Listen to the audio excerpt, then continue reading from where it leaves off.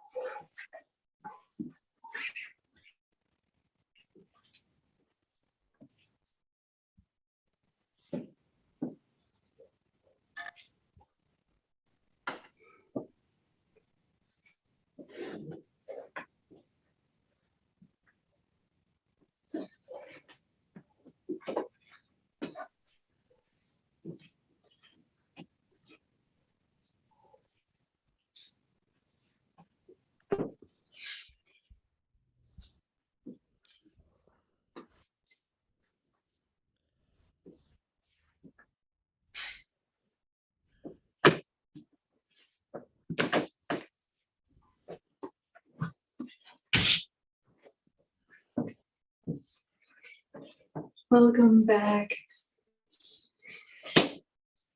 Welcome back, all dear venerable Bhikkhunis. We're at Dhammadharini Monastery today for Bhikkhunī Patimokkha recitation. And today on the new moon Uposatha. That's much more.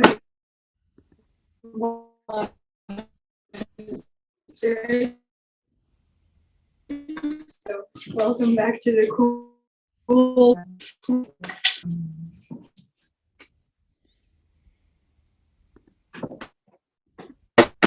Just waiting for one more new Bhikkhuni to arrive. And we have one more one.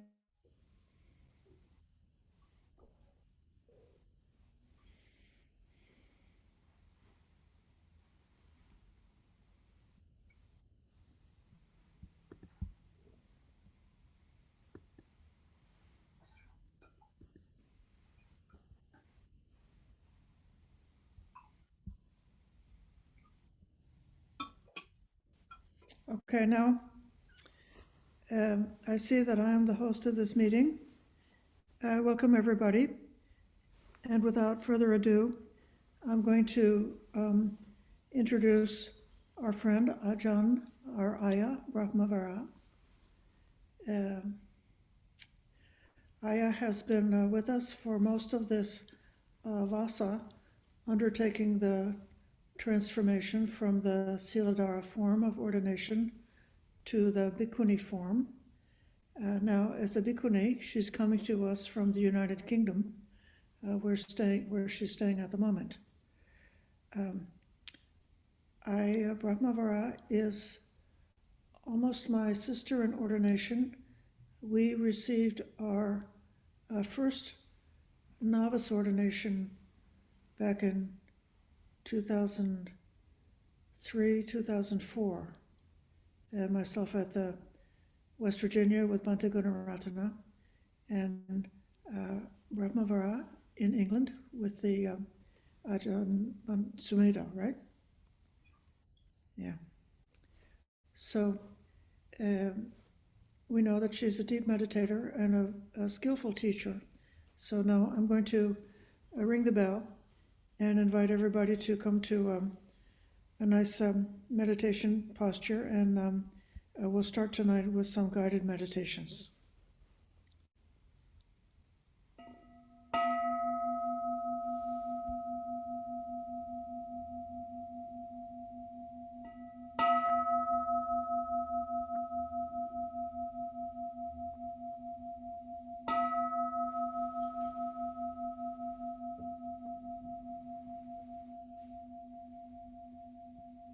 Thank you very much, Ayah Sobhana, and greetings to all venerables, Ayah Tataloka, Ayah Suchita, and all my Bhikkhuni sisters and all other sisters and friends who are here this evening. Can everyone hear me okay?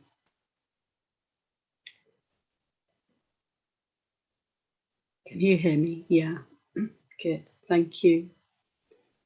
So let's begin the evening with half an hour or 40 minutes of meditation. And I'd like to invite you to get comfortable, get into a posture that is comfortable enough for you to sit without needing to move very much at all for the next while. And closing the eyes and becoming aware of the posture. We can just begin by ensuring that we have a good and upright posture. Spine that's pointing up to the sky, not rigid, not tense, but straight, upright. And the head sitting upright on the shoulders, so that should you open your eyes, you would be looking straight ahead.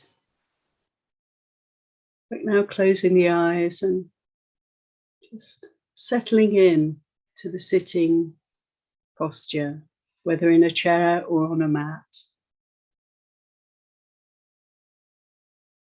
And start to really relax into the posture and bringing the attention into the body. Back to the temple, coming home. We can immediately notice how the body loves our kind attention.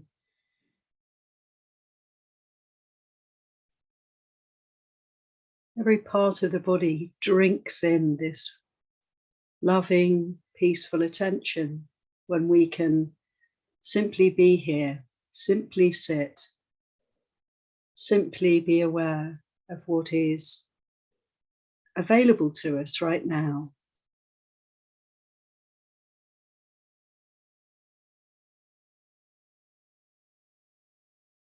Breathing deep,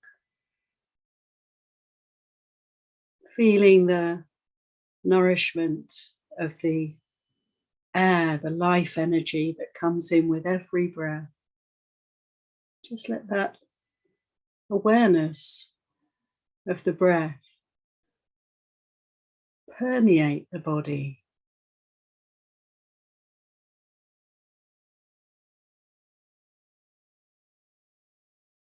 Can you feel the air coming in? Where does it go? How does it touch and fill the body?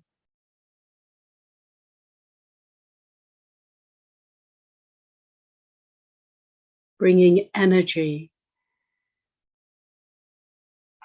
inspiration.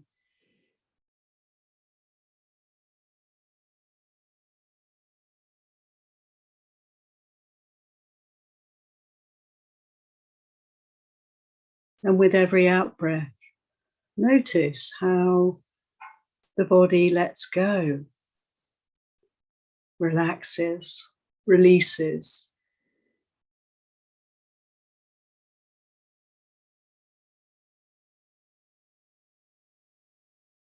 So I'd like to invite you all to dwell with this beautiful practice of anapanasati, of breath meditation.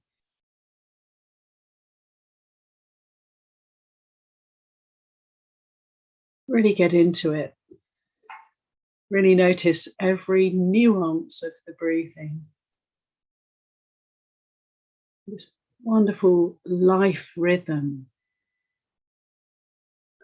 like the flow of the tides, the waves crashing on the shore, coming in and receding out, in and out. Part of nature.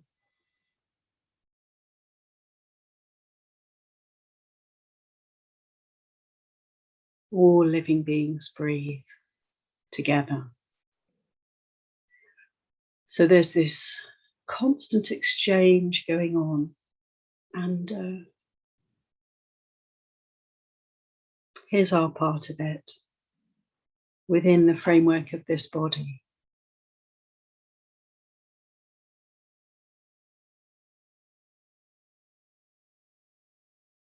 Breath by breath.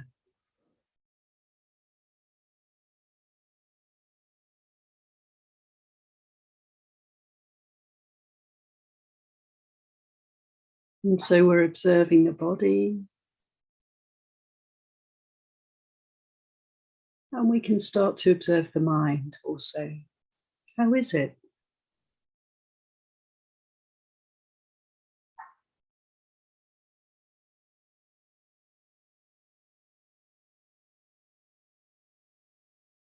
Is the mind easily focusing on the breath?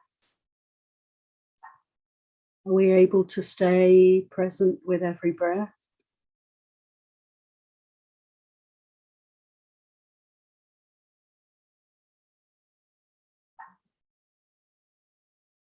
Not so difficult, perhaps, with some guidance, directing us, pointing us to the breath.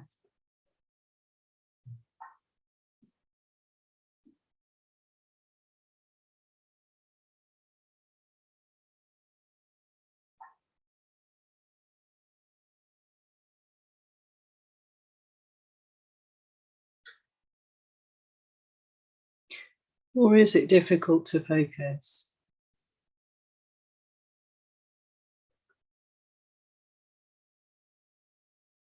Does the mind want to dwell elsewhere? Just noticing. How is it? Is there a lot of thinking? Or is there a stillness? Is the mind distracted? Or is it focused? Is it quite scattered? Or is it gathering in? And just to be aware of that and to encourage attention, wise attention, here and now, coming home to the body, to the breath, to this present moment experience.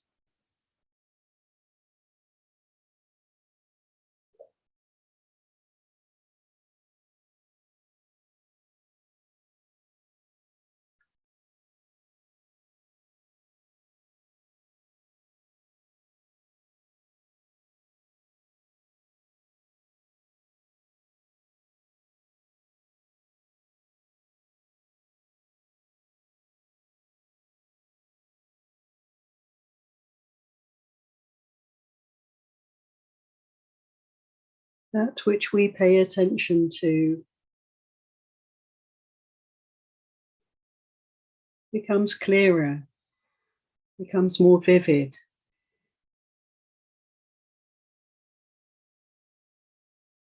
See how our awareness of the breath can deepen, become more subtle as we follow the in-breaths and the out-breaths. And notice the pauses between the breaths, those moments of stillness.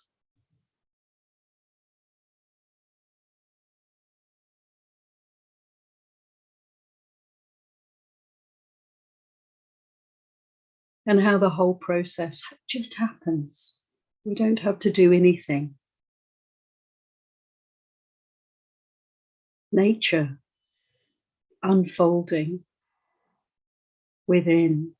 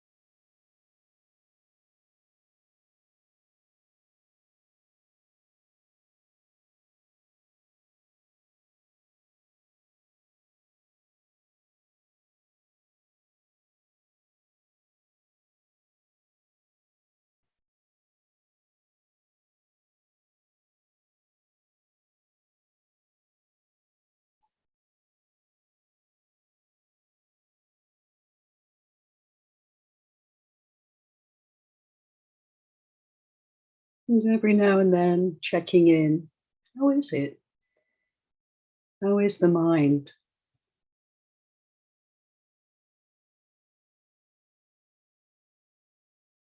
And every time we notice we're off somewhere else, no problem.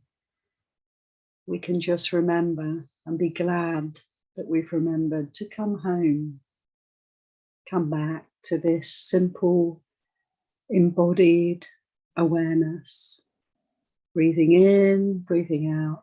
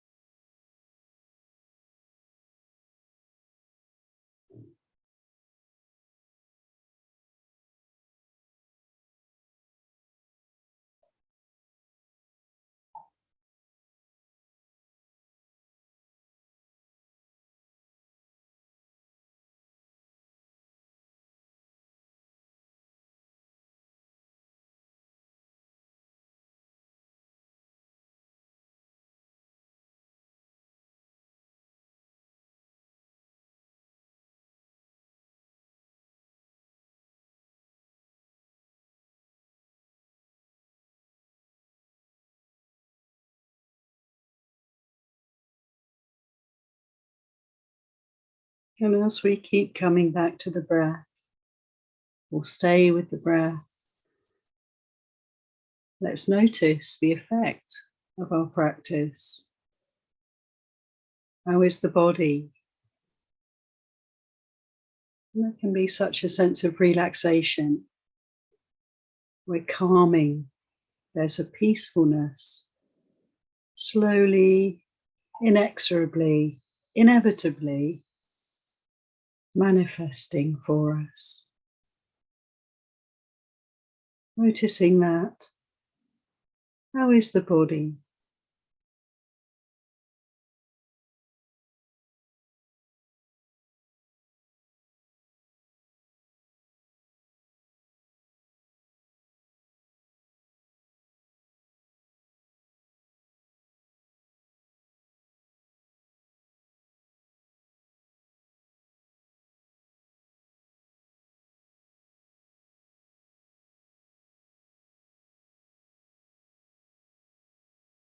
And if there's any tension in the body, we can direct our attention right there. Breathe into those areas. Feel the breath. Feel how it permeates every part of the body, wherever we direct our attention. Enlivening, nourishing, and relaxing.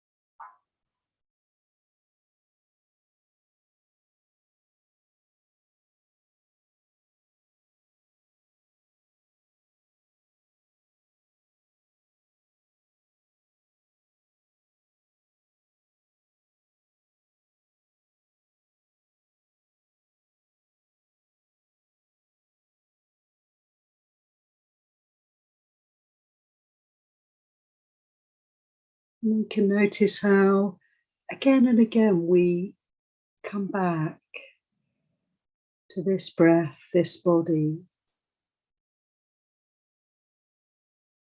And we can celebrate our willingness to let go of anything else at this time. Not to follow trains of thought, impulses, distractions. Coming back, relinquishing, leaving things aside, allowing ourselves this peaceful time to simply be here.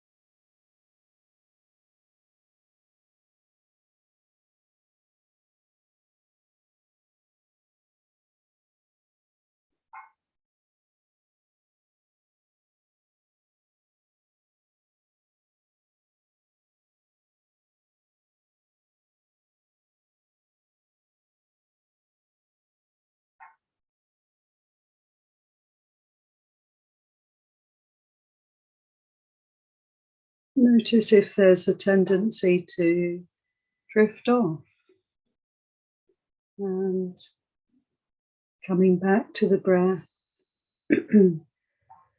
coming back to a kind of sharpness of awareness. Let it be bright, let it be energetic. The more we can direct our efforts towards this simple, wise attention, the more we see, the more we feel, the more beautiful the breath becomes, like a great friend. It leads us inwards, leads us onwards. We can really start to enjoy this experience of meditation.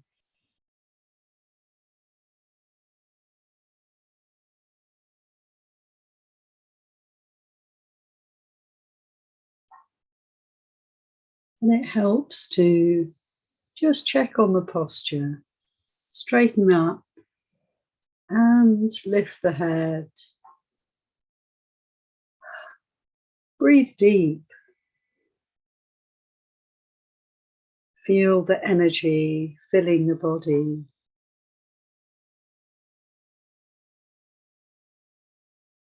Brightening the mind.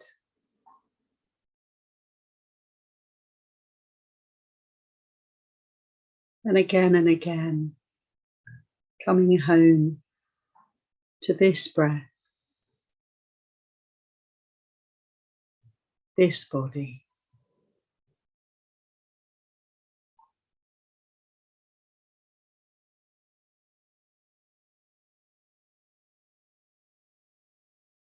And always with great kindness, loving kindness. However we are, however it is, whatever the state of mind.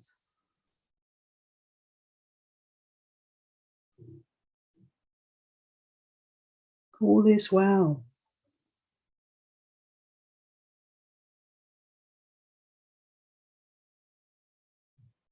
All is well.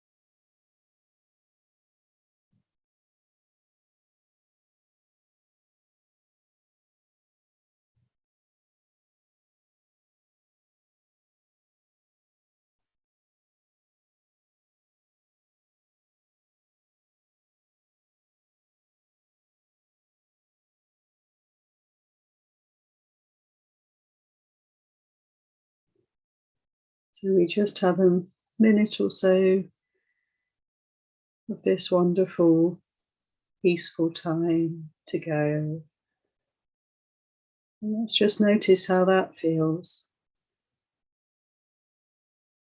Sense of something coming to an end, sense of impending change. Just noticing. And making the most of the last minute of practice to really energize and deepen our awareness with that sense of time passing or something finishing and how that is.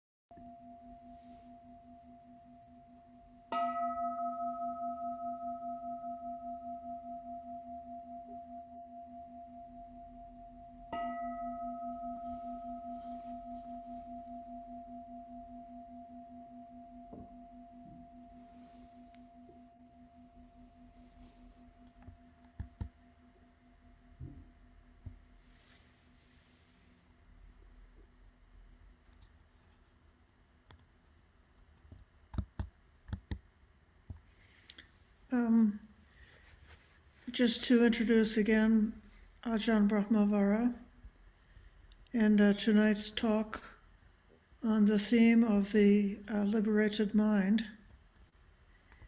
If I may, I would like to read the very short passage from the Satipatthana Sutta, the Foundations of Mindfulness, which is mentioning this contemplation of the different mind states.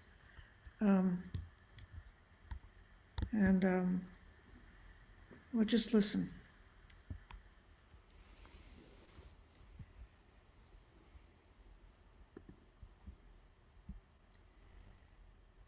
One understands a liberated mind as liberated, and an unliberated mind as unliberated. In this way, one dwells contemplating mind, internally, or one dwells contemplating mind in mind externally, or one dwells contemplating mind in mind, both internally and externally.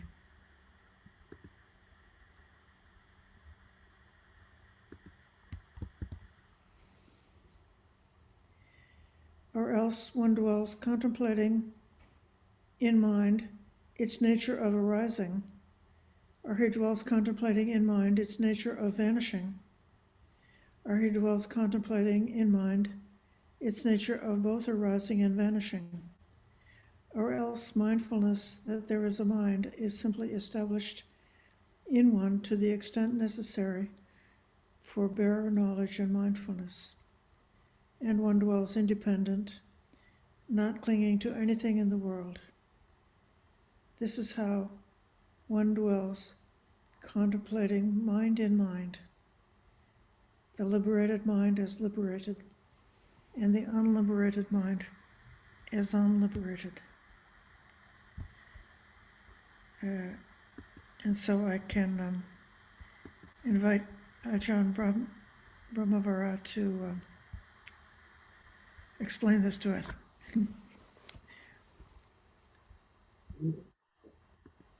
Thank you so much, Maya. I'd just like to start by paying homage to the Buddha. Namo tassa bhagavato arahato samma sambuddhassa. Namo tassa bhagavato arahato samma sambuddhassa. Namo tassa bhagavato arahato samma sambuddhassa. Buddham dhammam sangham namasami.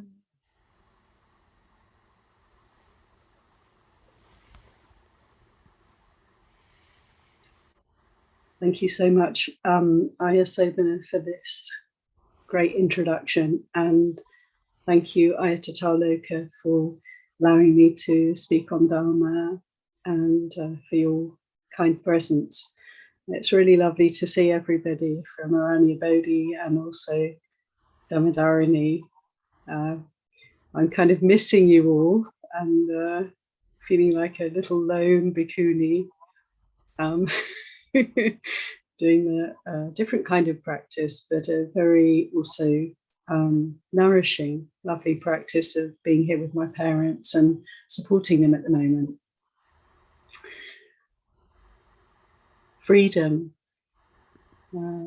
this word in Pali, vimutti, in the Satipatthana Sutta, this wonderful reading that Ayya Sobhana has just given, it comes right at the end of the section on Cittānupassana, awareness of the mind, of the heart. In Pali, of course, the word chitta means mind, heart, mind. The two are not separate in the way of thinking of those times. And indeed, when we practice meditation, I think we can also begin to experience the sameness, in a way, of the experience of heart, the experience of mind. And if not, that's something to consider, maybe. So we've spent the Vassa so far and continuing to spend the Vassa contemplating Cittānupassana, the exploration, the experience, the attentiveness to the mind states, the state of mind, the state of the heart. And we've been through, it's a beautiful progression for me, these 3 months, spending the first month on looking at the hindrances and that which prevents us from experiencing freedom, experiencing peace and well-being, the obstacles to meditation and to mindfulness.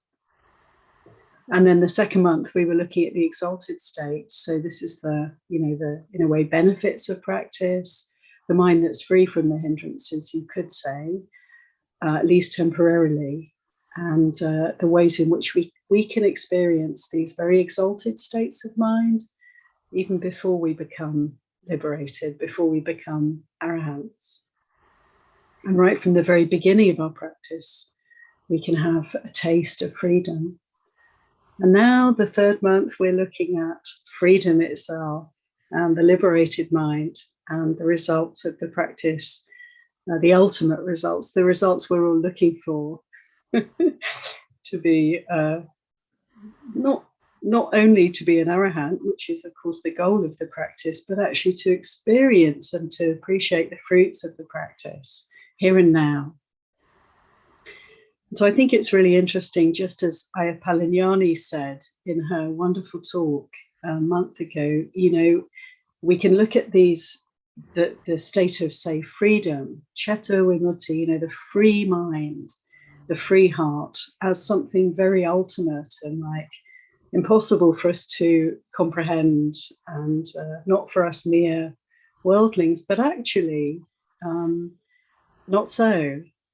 Yes, there is the ultimate freedom from greed, hatred, and delusion experienced by those who are fully liberated. But even every step of the way,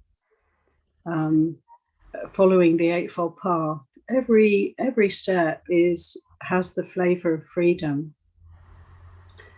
From the moment we start to practice the Buddha's teachings, we can begin to experience this. And so, yeah, let's look at how we experience freedom in terms of the state of mind, the state of heart, both internally and externally, arising and passing away in our lives, and how paying attention to the benefits, the fruits of practice actually really encourages us to continue. And it's like a celebration of how far we've come, helps us to go that little bit further and to keep applying ourselves to the path, which of course requires a lot of effort, a lot of determination, and patience. So I'd like to reference a sutta in Majjhima Nikaya, not to be looking it up right now, but just for perhaps later on to have a look at this sutta, which is number 107. Ganaka Moggallana Sutta, I think it's called. It's the conversation between the Buddha and an accountant. And the accountant is explaining to the Buddha how he trains his students. And he's saying, for the study of accountancy, there are various stages that you have to go through, and you have to master one, and then you move to the next. And there's all these different steps involved. And he asks the Buddha, so can I relate your teaching to my experience? Is it the case that in your teaching of the path of practice, how to be free from suffering, are there steps and stages that I can apply so that I can gradually become adept in your training? And the Buddha says, yes, indeed, there are. And to suit the mind of this gentleman who's speaking to him, he gives the teaching in such a way that we can see one way of looking at the path is as a graduated teaching. And this isn't the only sutta where the Buddha speaks in this way. And so he enumerates these various steps. And the first is sila. So I'd like to talk a little bit about that, because this is the foundation of our practice. And having just had the opportunity to take Bhikkhunī precepts on, I'm really appreciating how powerful, how valuable, and how supportive it is to again and again consider the teachings of the Buddha on virtue, how to live a good life, how to refine our behavior, our speech, and even our minds, our thinking, to help us to experience the fruits of spiritual practice. And so the Buddha starts with sila, and in the context of this talk on freedom, we can notice when we keep the precepts, when we try to keep the precepts, when we notice falling short and kind of learn from our mistakes, and keep working on how to live a truly harmless life, then we can experience a certain kind of freedom. And this is freedom from remorse, freedom from agitation, freedom from guilt, freedom from regret. And so right here at the beginning, well, not just the beginning, it's really the whole of the path, but this first stage, this first important opportunity for practice, practicing virtue, immediately gives us certain amazing freedoms. And in order to practice meditation at all, we do need a mind that's, to some extent, free from regret, free from remorse, guilt, recrimination, self-loathing, lack of self-esteem, these results of harmful behaviors.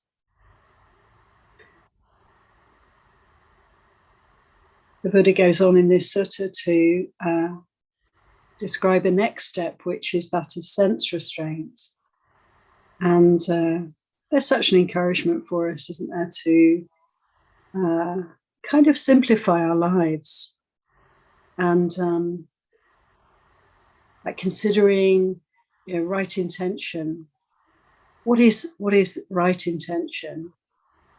It is to be harmless, to avoid cruelty, so sila, that I've just been describing.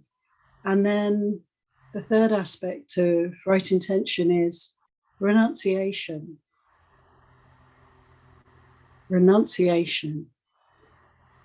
So there's such a strong encouragement for us to simplify, to let go of things we don't maybe need, things that may be distracting us,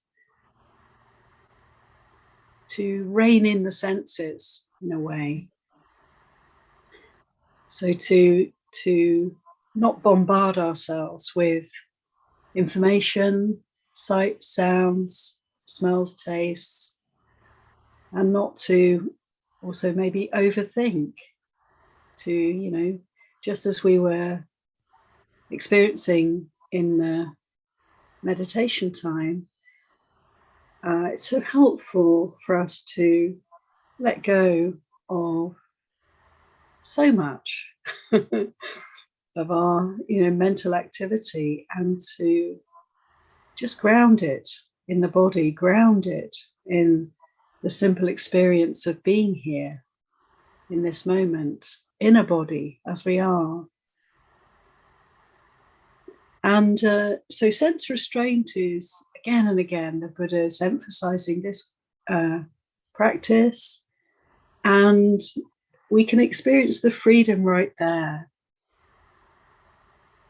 Every time we let go of that extra piece of information, that extra sensory delight or pleasure, it's really worth noticing the freedom that results from this, letting go, these many acts of renunciation that we're capable of, that are possible for us every day.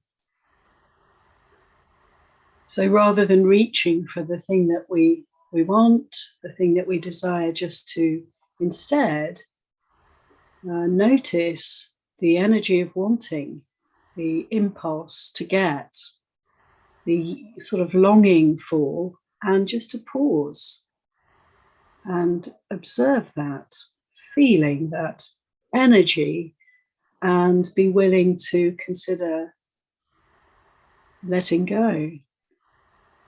And there's always opportunities here. I remember Ajahn Sucitto used to talk a lot about the possibilities in monastic life for us to renounce more.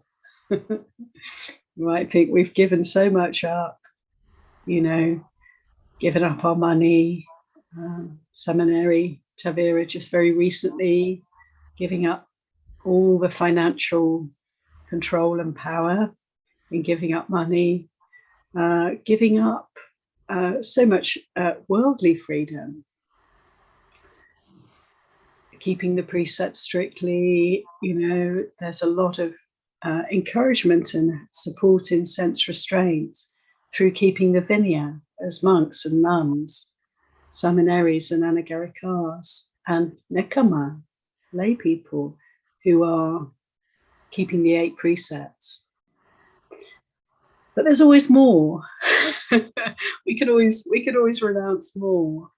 And so finding ways to do so, it can be really enlivening in the monastic life as well as in lay life, where the opportunities are endless, to just give up this or that impulse, wish, desire.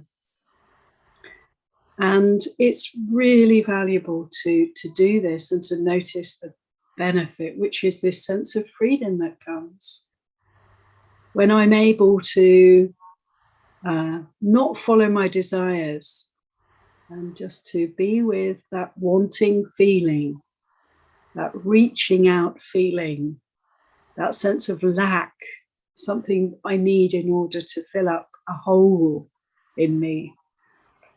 When we can just be with that, what do we notice? Well, we notice that the impulse has a life. It comes up, it lasts for a while, and then it disappears, it fades away, and ultimately it ceases. And in that cessation, there is bliss. So we can direct our attention to noticing this taste of freedom that we can experience every time we're willing to pause before fulfilling our desires, and even to just let those desires fade away without acting on them. Ah, what a relief. We realize I don't actually need this or that. I never needed it. I just thought I did. Oh, that's real freedom. The freedom of letting go. So back to the sutta. Can you still hear me, everyone? Okay. Thank you. So back to the sutta.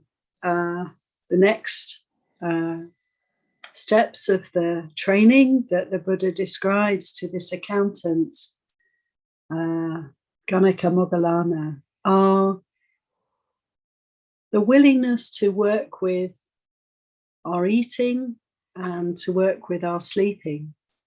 So to kind of find the right balance, find the right measure of food and of rest, sleep. And we can really experience, especially on retreats and especially perhaps in monastic life, how important this is for the monks and nuns, seminaries, anagarikas, nekamas, to take just the right amount of food for our meal, and not to overdo and also not to underdo, but to learn how to nourish the body, and just let food be our fuel for practice. And also with sleep, to be willing to experiment and find out just how much we can manage to be wakeful, how many hours we can spend in wakefulness, and always to restrain or refrain or be careful not to indulge in more sleep than we need, more food than we need. And so this is a life training, and it's not easy to get it right, for sure. So it's always a work in progress for most of us. And this is a dynamic process. It's like there's no blame or shame in it. It's simply, can I just gauge every day, how's it going? In terms of my eating and in terms of sleeping and the relationship with these things. And this is all, of course, to promote wakefulness. And again, the taste of freedom can be right there, because if we can refine these aspects of our lives, we can free ourselves up so much. And seeing the desire, for instance, for food, and working skillfully with that, so that we get what we need, but we don't overstep. When we overeat, of course, we know we become drowsy, sleepy, unhealthy in different ways. And it's a source of freedom for us to get a handle on these aspects of our lives, and then to really appreciate the results of that. The energy that comes from a good diet and avoiding oversleeping, getting the rest that we need. So these are ways to pay attention and really help ourselves. And it's like treating this body as the temple. This is the place. This is the place we dwell in for our practice. So to really respect and honor and treat with great kindness and care this temple, this body.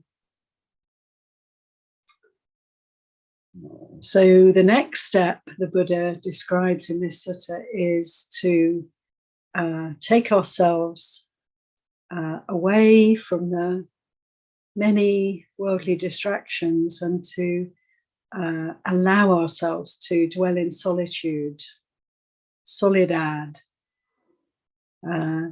This doesn't necessarily mean that we have to be on retreat, or we have to go into a monastery even, although that can be very helpful for us.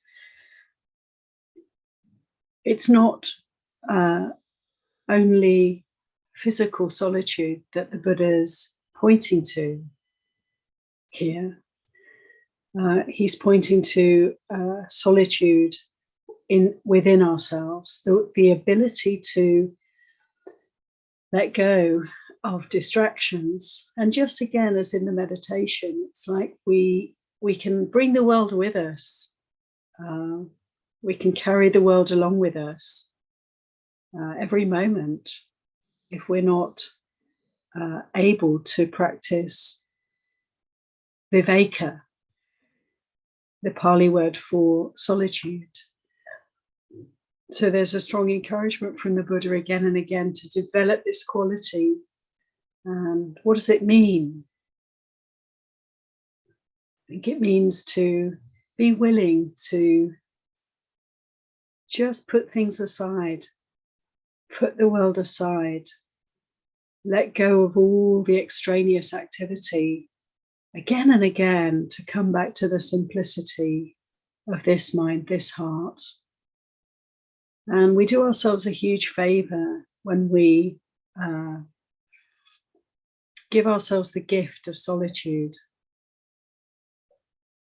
Allow ourselves to just let things go, let things be.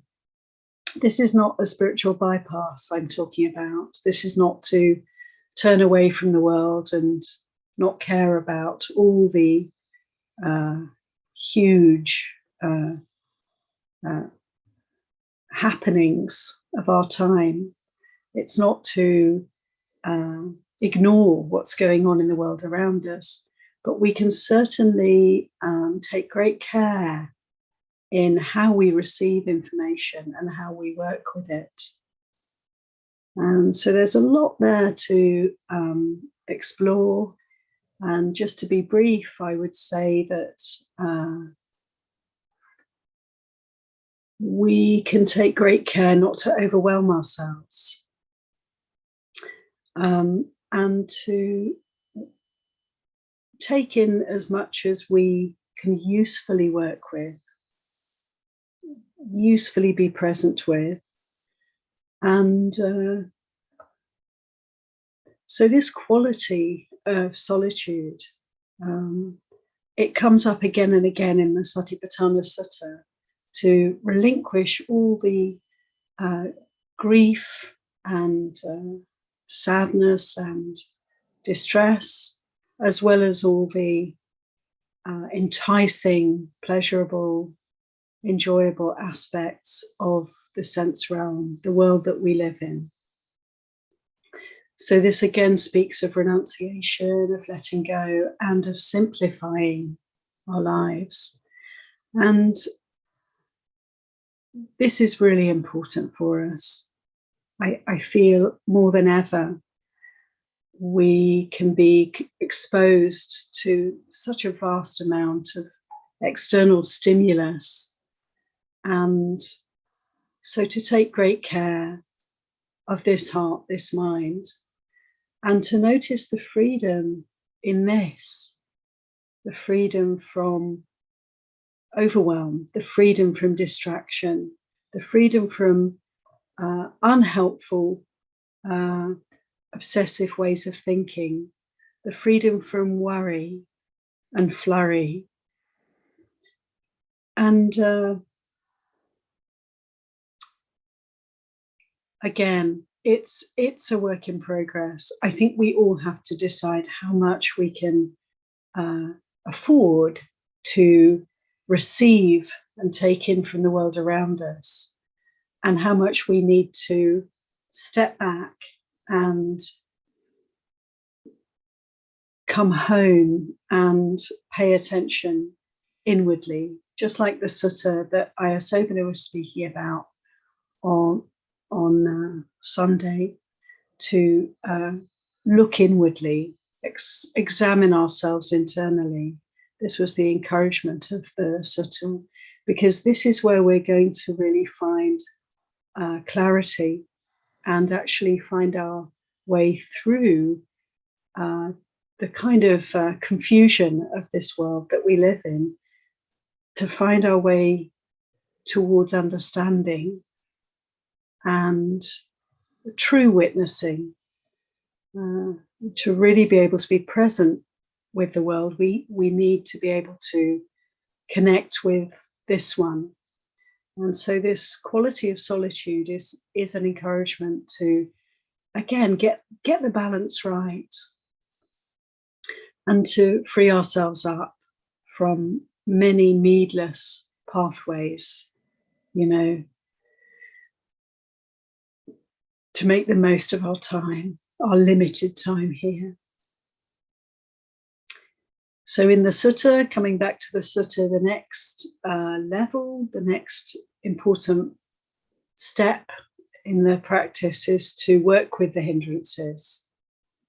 So to notice the kind of obstructions to clarity, to freedom, here and now. And, I think it's important that we talk about the hindrances, the desires and aversions, the sleepiness, the restlessness, and the doubts that we can experience in the mind and the heart. We speak about this often in terms of meditation practice, and noticing these hindrances as we're formally practicing meditation and letting them go and coming back to our object of meditation. And this is really important. But also it's important, I think, in everyday life to keep noticing the hindrances, see where they come in. And the practice is not just for the cushion, of course, not just for the formal times when we have the opportunity to really focus inwardly, but also for every aspect of our lives. So can we keep on top of, can we keep mindful of the hindrances as they arise in our everyday activities? And as we notice them, they're very shy. They'll flee, they'll pass. The seeing of them is to see, is to understand, is to let go. And so we can keep working with the hindrances and notice the freedom when they're not present. And finally, in the sutta, the Buddha goes into description of the jhana. So this is the result of all that's come before, free from hindrances, free from distraction, energized by just the right amount of sleep, just the right amount of food, and with a foundation, a ground of the well-being that comes from, practicing virtue, harmlessness. Then the result of these steps is to culminates in the mind that is free from the hindrances. And from there, the Buddha describes the jhana, the focused mind, the concentrated mind, and all the way up to freedom from all obstacles, all defilements. That is the Citta Vimutti, the freed mind of the Arahant. So to notice freedom is our work for this month. It's like our invitation for this part of the Vassa, those who are practicing in the monastery and the hermitage. And we can really, start to bring this into everyday, every moment experience. You could say simply, we're either free or we're not. And if we make this quality of vimutti like an object of attention, then we can really practice very deeply, because every time we direct our minds to the concept, the question, the quality of freedom, we can see right then and there, is it present or is it not? And as we see the presence or absence of freedom, we can then discern immediately, what is it that's tying me down? What is it that's in the way of a mind that's free? What is it that is distracting the mind? What is it that is hindering freedom? And so I would invite everybody here to let this be a consideration for this time, and notice all the different kind of flavors of freedom that can be experienced in the course of a day, in the course of an hour, in each moment. So many flavors, the freedom from remorse that we can experience through doing our best to live harmlessly, keeping the 5 precepts, or the 8, or the 10, or the 311, or the 227 of Bante's practice. For the bhikkhus and the bhikkhuni precepts, we can really use these precepts to enable freedom. And so noticing the freedom of the goodness of our lives, how much benefit there is, and we can sometimes neglect to notice that. So this is a time to really celebrate that, and let it grow. You know, I'm aware that for most of us, we benefit from noticing the goodness and noticing the positive qualities that come from our practice, because it's so easy to dwell in the negatives. You know, we have this negative bias kind of wired into our systems. So it's really helpful to work kind of against that, to bring in the positives and to celebrate them. And the Buddha encouraged us to do this again and again. And so often when people were experiencing the dying process, he would encourage them to dwell on the goodness that's happened, that's been done, rather. Dwell on the good qualities that have been developed in this lifetime and make much of them. So we can notice the freedom of being free from remorse, free from regret. As we keep the precepts, we can notice the freedom from overwhelm and distraction and the scattered mind, as we are willing to work with the sense doors and not to indulge in the sense realm, but to simplify our lives. The freedom of that, the freedom of renunciation. We can notice the freedom from overindulgence in food and in sleep, the energy and the clarity that these give us, this getting this balance right can provide for us. The freedom of that. The freedom of solitude, when we're willing to put aside the world, at least for some time as we meditate, but almost always really to develop a mind that is kind of independent, that is like an island, that isn't caught up in the grief and the pull, the pleasures, the push and pull of the world. The freedom of that is a freedom that is really worth cultivating, noticing and allowing to grow. And then the freedom, as we practice over years with these hindrances, these obstacles to meditation, working with the sense desire, working with aversion in all its forms, working with sleepiness and with restlessness and the mind that goes in and out of doubt, just the willingness to keep working with these hindrances and noticing when they're not present. The wonderful freedom we can experience in this way. The Buddha described sleepiness and dullness of the mind as like being in prison.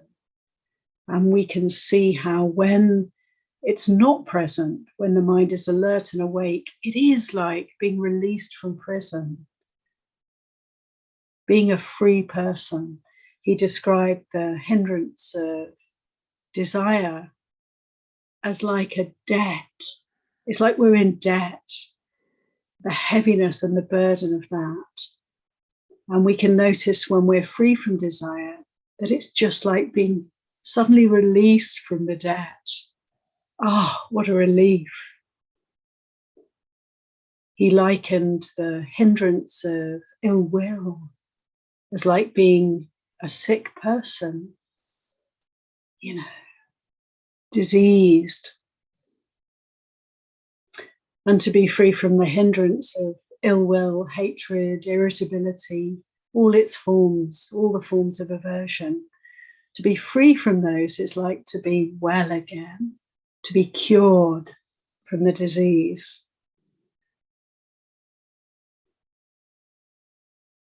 He described the hindrance of restlessness as like being a slave, enslaved by another.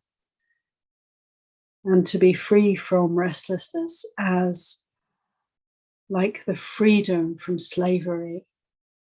And we can really contemplate these similes and put ourselves in the position of the enslaved, the imprisoned, the sick, the one who's in debt, and really notice that the incredible taste of freedom when these things can be seen through, when we can work with the hindrances and see them pass away, work through them, through understanding, through patient endurance, and the willingness to keep going despite the hindrances being present for us, knowing that the end result is just like release from prison, release from debt, disease, slavery.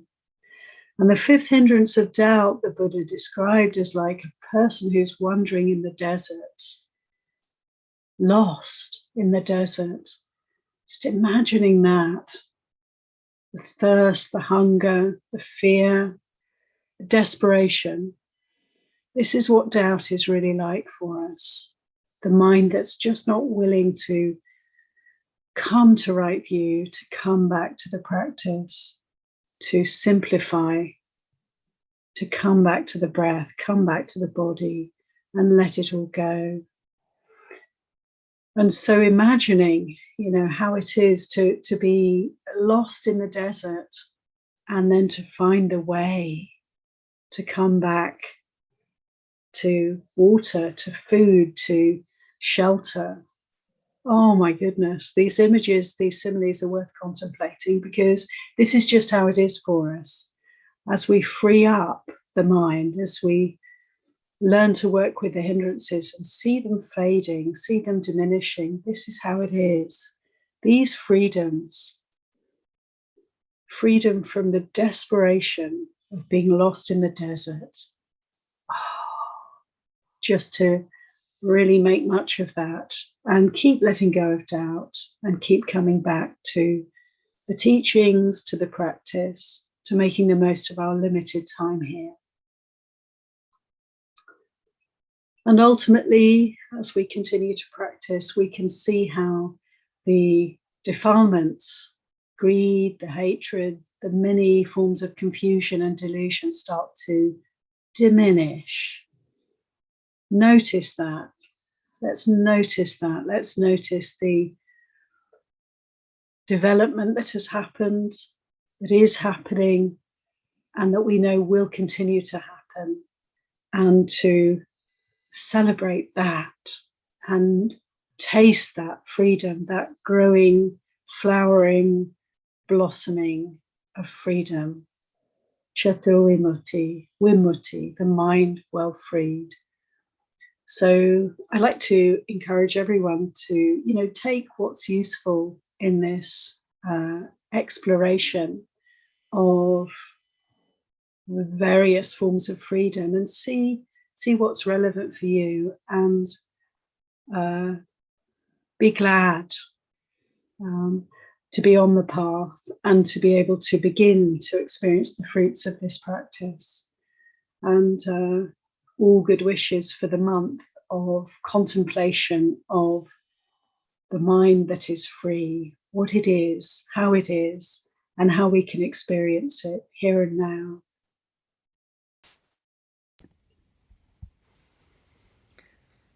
Sadhu, sadhu, sadhu, anumodami.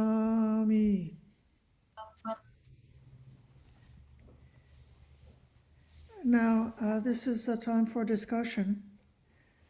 I see how skillfully Ajahn Brahmavarā has taken this idea of the liberated mind, the Ceto Vimutti, or the Citta affected by liberation, and not only applied it to the ultimate goal of our noble awakening, but seeing how these themes of freedom go all the way through our path, from the very beginning of establishing morality through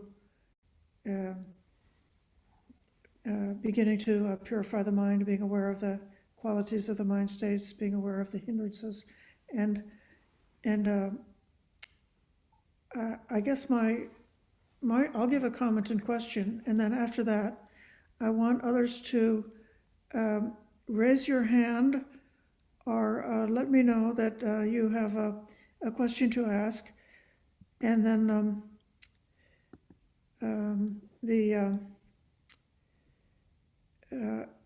and then when I call on you, be sure to unmute yourself. So my question is, as we go along this road of practice, you alluded to how often we have a certain measure of freedom, and we don't recognize the freedom that we have. So what are the skillful ways to train the mind to notice, acknowledge, and recognize the zone of freedom, whatever we have, in order to then stabilize that and give it a chance to flourish? Thank you so much, Aya, for that wonderful question. I think it's a really important question because our tendency is not to notice, I would say, from my own experience. The tendency is to, as I mentioned a little bit, there's a kind of negative bias. We tend to notice the problems and the difficulties and the ways in which we fall short. And I don't think that's just me. I think a lot of us have that way of relating to ourselves and to the experience of practice. So how to develop the ability to notice the goodness of our practice and the benefits of our practice, and how encouraging that is for us, because most people tend to function better when they're given some positive feedback, some praise, or some, affirmation. If we're constantly criticized by others, or put down, or humiliated, or shamed, we tend to kind of shrink and almost want to give up and feel very demoralized. And this is true in other situations, and certainly in practice, in the spiritual path. It's really easy to kind of feel bogged down, or to feel we can't do it, we're not good enough, we're not getting anywhere. And I think it often feels like we're not getting anywhere because we're not really able to actually very clearly judge or see or experience the benefits of practice. Very often it feels like, well, I'm just doing this, but I'm not really noticing any change or benefit, but okay, I just keep going. And I think for many people that is the experience. And certainly I can feel like sometimes, being in the desert, it is like this. It's like the sense of, yes, but I'm still getting upset about the same things. The same things are still annoying me. I still have these depressed states of mind. I still get really lethargic, or just want to sleep, or just want to overeat, and so on. So it's almost like there's an encouragement from the Buddha for us to rewire, to redirect our attention, to really consciously turn that around, so that we're focusing not so much on how far we have yet to go, but rather on how far we've come. And this is not to kind of pat ourselves on the back and kind of stop right there. but rather to encourage us, to lead us forwards. And I often think back to, like, I remember for myself, when I first started meditating, I was a Goenka student. I did the Goenka 10-day courses. And the first course that I did, I had this experience after a couple of days of getting up at the end of a sitting, and it had been a feeling of maybe just managing to focus the attention for a while on the breath. And but this was all very new to me. So it was a kind of revelation that I had a body at all somehow. It's like I hadn't really paid much attention to the experience of being embodied. So anyhow, I got up at the end of this sitting, and I remember walking down the stairs, because we were in an attic space in the house, Dhamma house at that time, and I was coming down the stairs, and the sun was shining through the window, and there was a man in front of me who later became a good friend, but I didn't know him at all at this point. And he had long blonde hair, and the sun was shining on his hair, and it was glowing. It was beautiful. It was so incredibly beautiful. I had the thought, I've never seen anything so beautiful in my life. And what I realized a bit later was that the mind was actually simply clearing a little bit. At the time it felt monumental, but later it faded into the background, and I could just sort of stow it as a small breakthrough, like a tiny taste of freedom. But actually, to remember that, and which I just have done, and to bring it to mind, it's like, my goodness, can we celebrate? Can we see how even we may have challenges?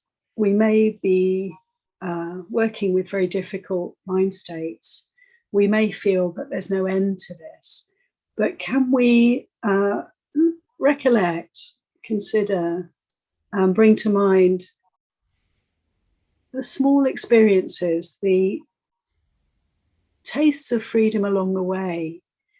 Because I think that when we do, it really lifts the heart. As I remember that experience, it was like a really bright light that was suddenly shining where there had been darkness. And that's really something. And my sense is that we all have these experiences, because every time the mind sees and understands any aspect of suffering, any aspect of dukkha, every time we're willing to be with that suffering and just stay steady, there is, in each moment that we do that, there is freedom, there is progress on the path. The mind does become that little bit lighter, the heart becomes a little bit freer, and in the recollection of these experiences, we can really feel, yes, this is a doubt-dispelling recollection. This is showing the benefits of this practice and encouraging me to continue, just to keep going. So I hope that kind of addresses your question, Aya. Thank you. I'm going to invite the Aranya Bodhi Hermitage to see whether Aya Tataloka or any of the residents over there will have something to add to the conversation. So now I'm adding a spotlight so you can see them, and inviting to unmute the Hermitage and add some remark.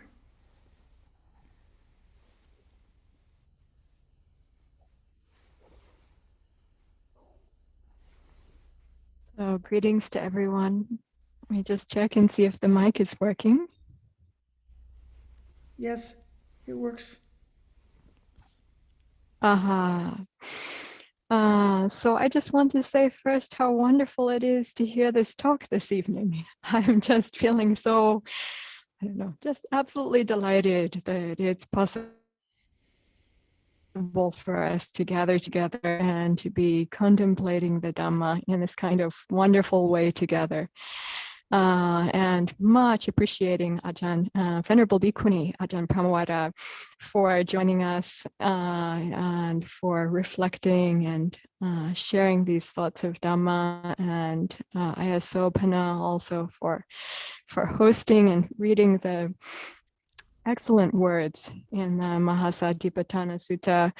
And you know, from the time of the posting of this new moon Uposatha gathering, then I maybe I jumped ahead a little bit in terms of contemplation. So already last week, then I started contemplating about freedom, or really exploring freedom and exploring where there's not freedom.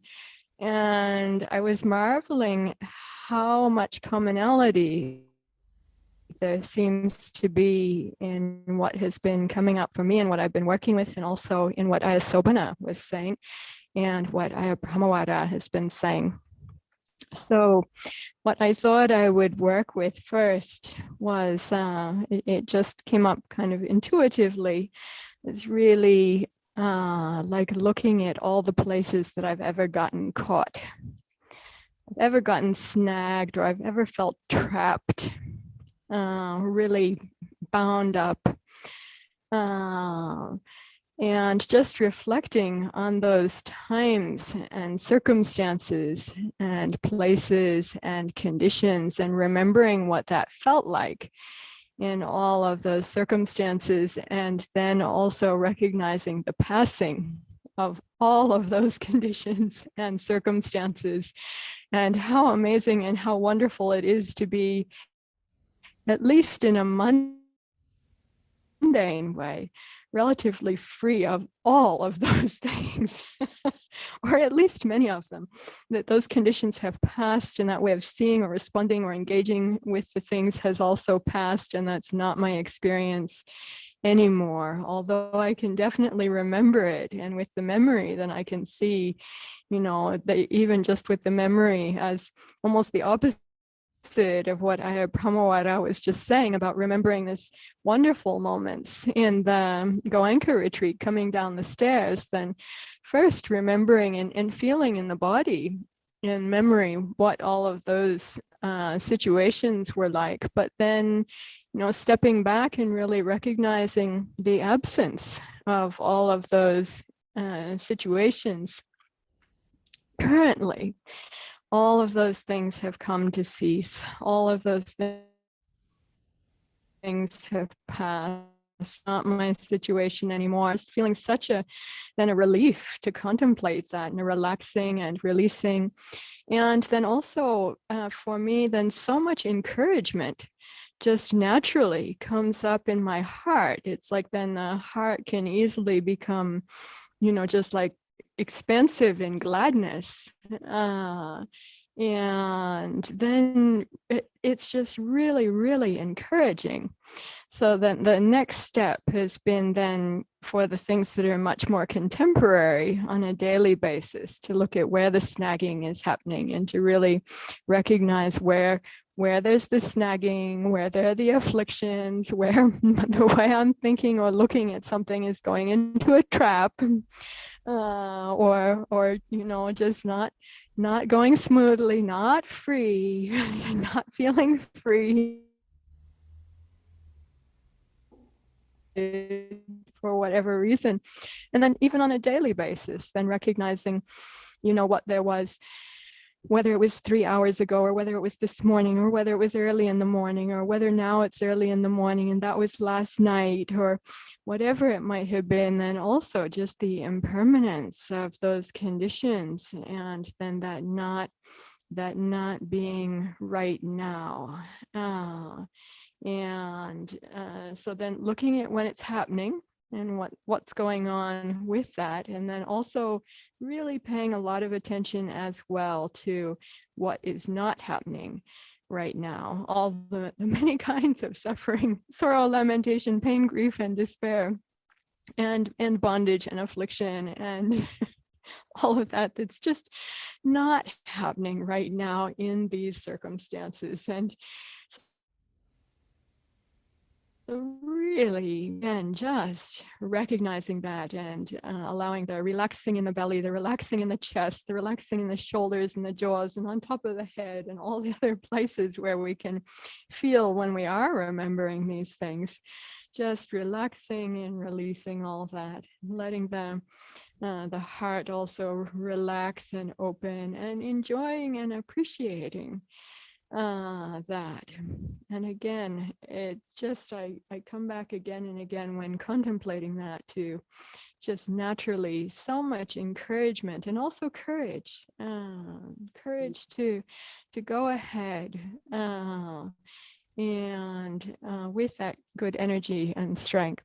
So I've spoken kind of long about this now, but I was just marveling on what a harmony there is in our reflections, what we're talking about, and what we're said, and what Ayya Brahmavarā has been sharing, and also what we've, at least with these 5 khandhas here, in the beginning of working with this phase of exploring Cittānupassana and exploring freedom and non-freedom and freedom, freedom and non-freedom, exploring them together, what the goodness of working with this aspect of it, even it seems so mundane, like really mundane freedom, but so worth it, so valuable, and also connecting to what is super mundane. Not separated off from, but really leading into and very much connected to what is the super mundane freedom as well. I want to let everyone else who's here at Aranya Bodhi Hermitage know that this can be passed around, and we have this mic here who would like to ask a question or share a reflection or thought. And I'll pause here. Thanks a lot. Ayya Brahmavarā, do you have an answer to Aya's comment? Or do you want to just go ahead with the conversation? Yeah, just big gratitude for your words, Aya. Yes, wonderful. And I do feel your encouragement to for us all, to keep contemplating in these ways. Thank you so much.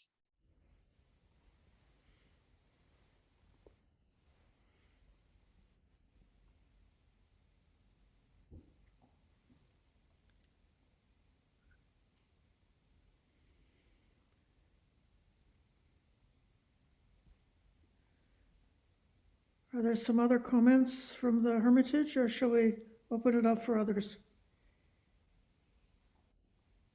And why don't you go ahead and let someone from afar ask a question or share something, and then we'll come back to those at the Hermitage again. Okay. Please,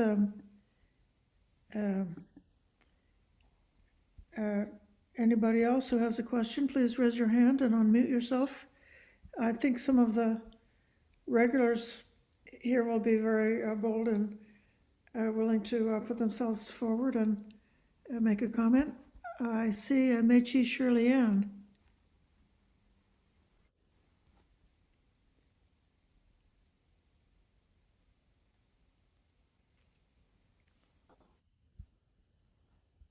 Oh, thank you, Aya. Can you hear me okay? Yes, we can.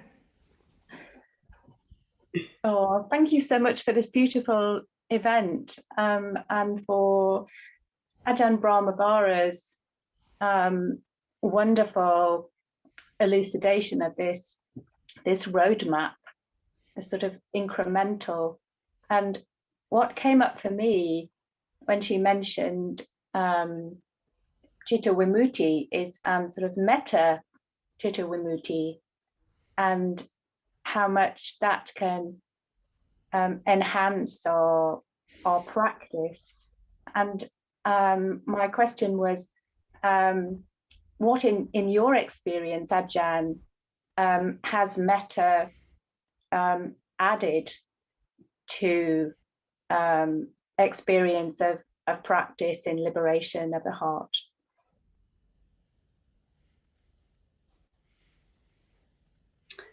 Thank you very much for this question. I'm really glad that you've brought in these other aspects of freedom, and it's really lovely to see you as well. Also from the UK, like I'm pretty sure you're in the UK, so good morning. Early morning. Yeah, thank you. I'd love to say a few words about this because you know, there's a sutta that comes to mind in Samyutta Nikaya. I think it's Chitta Samyutta section, and the questions of Chitta the householder, and he's asking the Buddha about all these different states of freedom, Cittānupassana, freedom of mind, freedom of heart. And so it's a wonderful sutta because it gives us all the different flavors of the kind of highest freedoms that we can experience. And among those are the full Brahma Viharas. So yes, if we practice cultivating, developing metta, loving kindness, also karuna, compassion, mudita, joy, and upekkha, equanimity, these divine abidings for the mind, for the heart, then we can experience both, they're described as exalted states, immeasurable states, also they're described as states of freedom. So in those practices, we're free from, their opposites. We're free from agitation when we practice upekkha, equanimity, and we're free from cruelty when we practice compassion.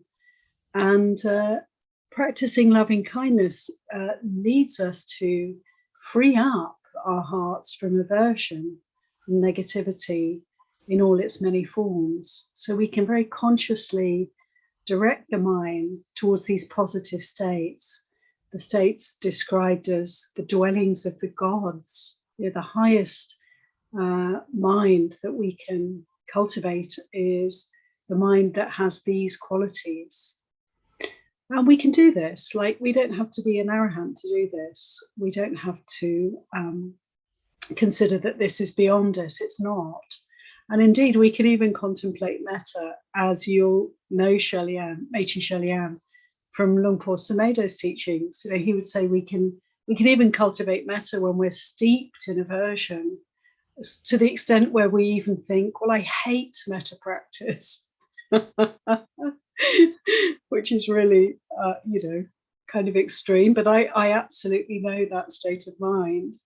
But we can turn it around, so we can come out of our aversion gradually, simply by the willingness to consider the possibility of loving kindness. We don't have to feel it, is what I'm saying. We can still bring it to mind and cultivate and just notice. Oftentimes it's just noticing where loving kindness is not present and how that is. But there's a kind of a gentle holding of that, a loving holding of that, when we're willing to remember the possibility of loving kindness. And these other, in this sutta that I'm thinking of, there are other ways in which we can experience a mind that's well freed through contemplating emptiness, sunyata, through contemplating the signless, that is, not holding on to anything whatsoever. So as we practice just to be willing to let go of anything and everything that comes up. This is the signless meditation that also leads to freedom. It's like the neti approach in Hinduism, not this, not that, just letting things fall away And as we do this practice, we can see it's very possible to let go very easily if we just put our attention in that place of letting go, bring to mind the possibility of letting go. So the signless meditation is another way that we can experience freedom. And then ultimately, there's the freedom from all suffering of the Arahant. And the Buddha says, you know, in the mind of an Arahant, the heart of the Arahant, there is the possibility of all these types of freedom manifesting together. They all come together. So the signless, emptiness, freedom from all defilements, but also the four Brahma Viharas, metta, karuna, mudita upekkha, love, joy, peace, and compassion. All of these are present, and this is the ultimate freedom. But, you know, speaking in this way, you know, let's remember we can taste freedom right now. And thank you so much, Shirley-Ann, because I do feel that speaking about negative bias, speaking about our tendency to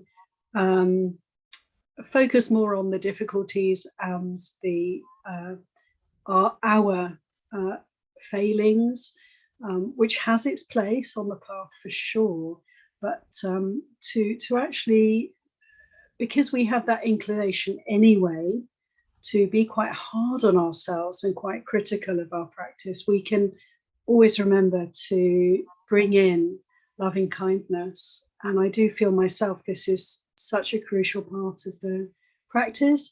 For me, it's even become almost like synonymous with sati, with mindfulness itself. So the mindfulness, I feel, needs to be imbued with loving kindness in order to keep walking the path. So big gratitude to you for bringing that in. Let's notice also the freedom of these Brahmaviharas, these sublime states that really can give us so much encouragement on the path. Acknowledging time is short, I'd like us to just stay on a few minutes longer and take a few more questions. But you make brief questions, and I will be giving snappy answers and trying to capture the essence in a few words. I want to call on Mary. Do you have a comment or question, Mary Doyle? And then Ananya after that.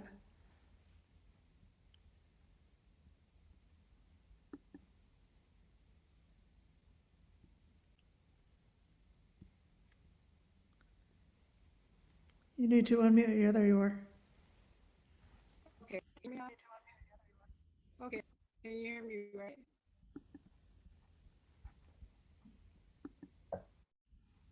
We're okay? Yes. Hello? Okay. I just wanted to comment briefly about your question about how do we recognize that we have some freedoms rather subtly or obviously. And I just wrote a few things down that I've noticed or others have noticed. One of the things are I haven't seen anyone in a long time, and they're good friends. They have noticed how quiet and still that I've become versus my energy level has become still and peaceful. That's one of the comments that I've gotten several times from being away from someone I've been away for years after the practice. Another thing is that I notice other people doing some of the unskillful things that I used to do, such as interrupting, especially preferences, unnecessary preferences, especially in this United States. We like our toys. That's one of the other things, patience and courtesies. So that's just, I'll stop right there. I have others, but that's one of the things that I've noticed during my practice as I excel in my practice, especially this, that I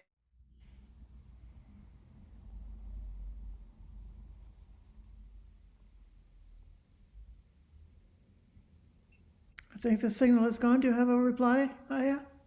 Oh, that's just so wonderful to hear. Thank you very much for sharing that with us, because I think it's really important, to see these, like, to measure the progress. And I do feel, as you've shared with us, that isn't it wonderful how our friends and the people who associate with us will reflect back to us how we're doing. And that's just so valuable and so encouraging, right? Because these qualities that your friends are noticing, that you're developing, really worthy of celebration. And thank you. Wonderful. Wonderful. Yeah. Ananea, do you still have a question to ask or a comment to make? Yes, basically, I just really want to thank you, Aya, for your talk this evening. This was just well said and spoken and touched on so many things, in particular that I've been cycling through a kind of a difficult time, and it just was very timely for me, and I'm sure for everyone else. And your clarity of speech and your delivery, I really very much appreciate. So thank you. Thank you. That's for me, a lovely example of a kind friend giving some positive feedback that's encouraging. So thank you very much for that. And thank you for your patient listening, everybody. It's a real, also something to really celebrate, that we tune into Dharma talks, that we're interested in the Dharma, that we're willing to sit with, long sessions. We might not always feel comfortable. We might not always feel attentive, but people give their energy to the Dharma. And I think we can all celebrate this coming together, and that we have this interest at all. This is something quite remarkable, actually. And yes, so thank you. And thank you so much for your kind comment, which I really appreciate. I'd like to invite, I'd like to ask everybody to take a moment together now and offer a dedication of the merits of this evening to Margaret Van Zandt, who passed away this morning. Margaret is the grandmother of Samaneri Tavira, our very loyal and wonderful resident who just took the novice ordination 2 weeks ago. So whatever goodness has arisen, let's share this to give Margaret Van Zandt a safe passage and a wonderful rebirth until she realizes the deathless. Sadhu, sadhu, sadhu. Now we can join together in giving, just acknowledging our homage to the Triple Gem. Please chant along with us.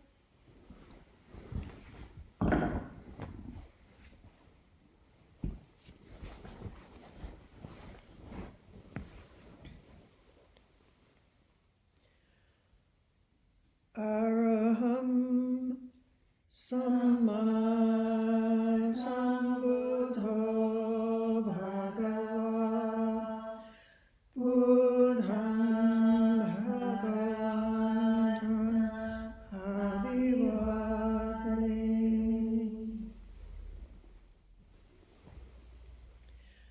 Savakato Bhagavata Dhammo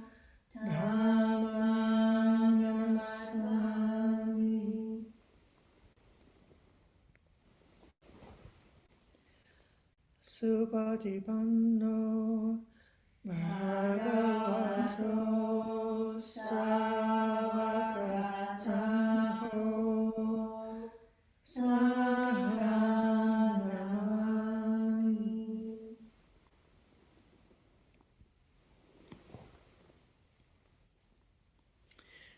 Thank you, everyone, for your patient listening. Please remember to come back in 2 weeks for a continuation of this discussion. And this is the end. Thank you.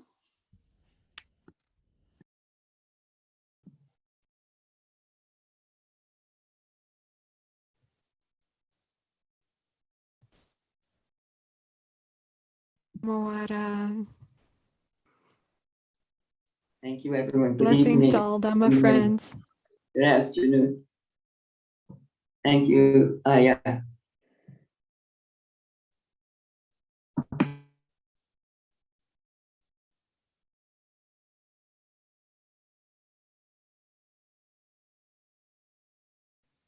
Aya Pramawara, we know that you may have other things to do today, but also here it's the new moon night, and if you wish to join us in a little further Dhamma reflection together with our hermitage dwellers, then you'd be warmly welcome. I don't think we'd be able to stay on this particular link, but the Dhammadharini private meeting room, we'd be happy to invite you there. But also we know you might have things to do today. I'm really happy to join. Yeah, thank you. Oh, that would be wonderful. Again soon in Dhammadharini's private meeting room.